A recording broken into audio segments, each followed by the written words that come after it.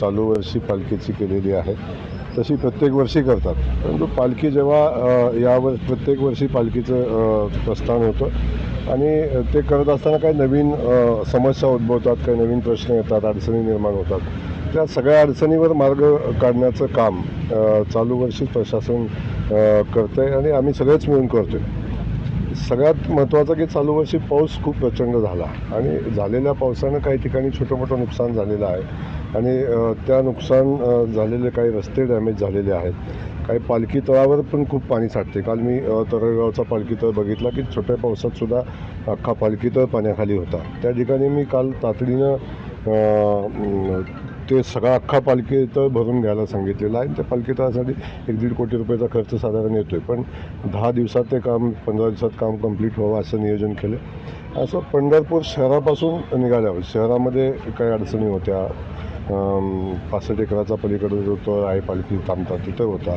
पाकळीमध्ये काही अडचणी होत्या आणि खास करून NHIचं जी कामं चालू आहेत तिथेही काही अडचणी त्या निमित्तानं आहे. त्या सगळ्यांना पर्यायी व्यवस्था करायचं काम या निमित्तानं करतो.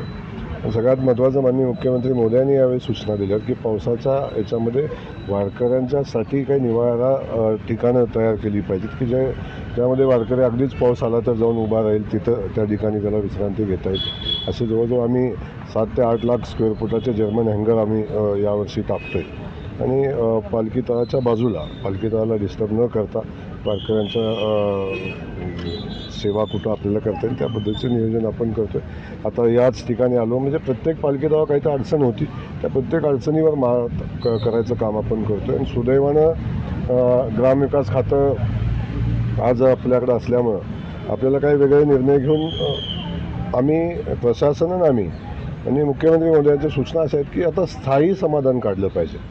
प्रत्येक वर्षी मुरुम टाकणं, प्रत्येक वर्षी चाऱ्या खोदणं, प्रत्येक वर्षी काहीतरी व्यवस्था करणं.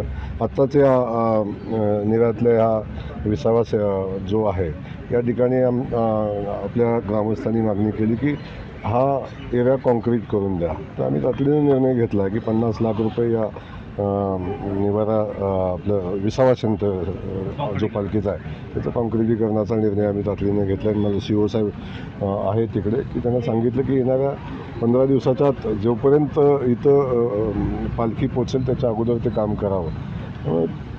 या ठिकाणी जात असताना लोकांच्या अडचणी समजून घेऊन त्याच्यावर मार्ग काढायचा प्रयत्न आम्ही करतो. पलटणमध्ये गेल्या वर्षी पुणे, सातारा आणि सोलापूर जिल्ह्यासाठी आपण काय देतोय आपण पालखीसाठी? पालखी सोहळा जिथे आहे आपण या 3 जिल्ह्यांमध्ये त्यासाठी निधी किती आपण अलॉट केलेला आहे? नाही, मी पालखी सोहळ्यासाठी ग्रामविकास खात्याच्या माध्यमातून तर आता आपण 60 कोटी रुपये आपण ची व्यवस्था आपण केलेली आहे आणि अधिकचा निधी लागला तरी आपल्याला अडचण नाही. काही आपण सोलापूरच्या DPDCतनं करतो आहे, काय सातारच्या DPDCतनं करतो आहे, काय पुण्याच्या DPDCतनं करतो आहे, काही नगरविकास खातं करतं की ज्या ठिकाणी शहरातनं पालखी जाते त्या ठिकाणी नगरविकास खातं पण मोठ्या प्रमाणात तरतूद करतं आहे. तर पैसे हा विषय या पालखी सोहळ्यासाठी बिलकुल नाही.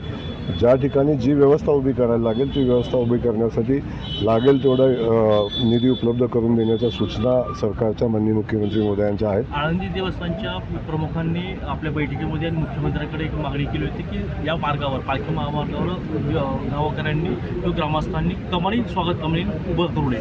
त्याच्या संदर्भात काही सूचना केल्या का? नाही, त्यांनी सांगितलेलं स्वागत कमानीच्या बाबतीतला तो विषय नव्हता. काही ठिकाणी स्टेज स्वागत कक्ष उभे करतात आणि स्टेज घालून जो वाहतुकीला अडथळा निर्माण होतो आणि त्यात काही स्पीकर लावतात, काही DJ लावतात आणि त्याचा कर्कश असा आवाज येतो. त्या संदर्भात त्यांनी काही सूचना दिलेल्या होत्या. आम्ही कालच निर्णय घेतलेला आहे की कुठल्याही पद्धतीचा कर्कश आवाजाला कुठेही अख्ख्या पालखी याच्या सोहळ्यामध्ये कुणाला परवानगी दिली जाणार नाही.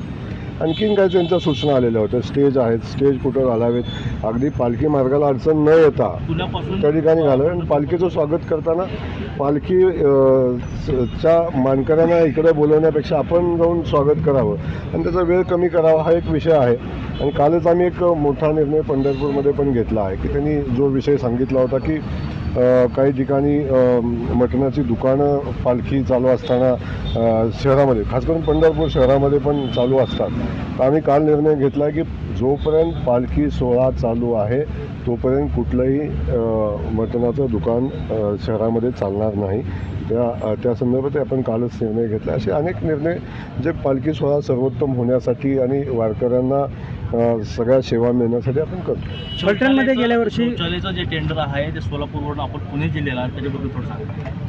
ते काय स्टेटस आहे? काय स्टेटस नाही आहे. शौचालयाचं टेंडर झालं गेल्या काही वर्षापासून पुण्यात, आणि आताही आम्ही पुण्यातच केलं.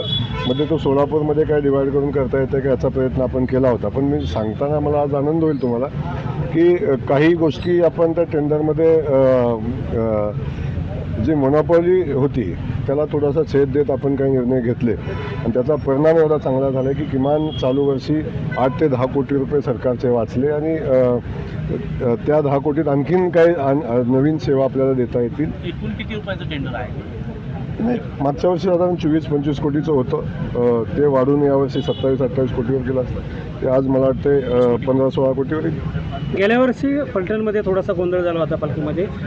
त्याच्या संदर्भात काय उपाययोजना करण्यात आलेली आहे? म्हणजे थोडीशी धावपळ झाली होती किंवा गडबड झाली होती? आणि काही ठिकाणी वाहतुकीच्या अडचणी निर्माण झालेल्या होत्या, काही ठिकाणी रस्ता अरुंद असल्यामुळे झाला होता. आपण या सगळ्या वर्षी ज्या ज्या अडचणी मागच्या वर्षी आल्या त्या अडचणीवर अभ्यास करून चालू वर्षी त्या अडचणी येऊ नयेत अशा पद्धतीचं नियोजन केलेलं आहे. फलटणमध्ये रोड खूप छोटा आहे. जो पालखी आज जाते, विमानतळाकडे पालखी जाते, तेव्हा रोड खूप छोटा आहे. त्याचंही काम चालू आहे. काल आम्ही तातडीने सूचना दिलेल्या आहेत की ते कामं तातडीने संपवा, आणि जिथं काम होत नाही.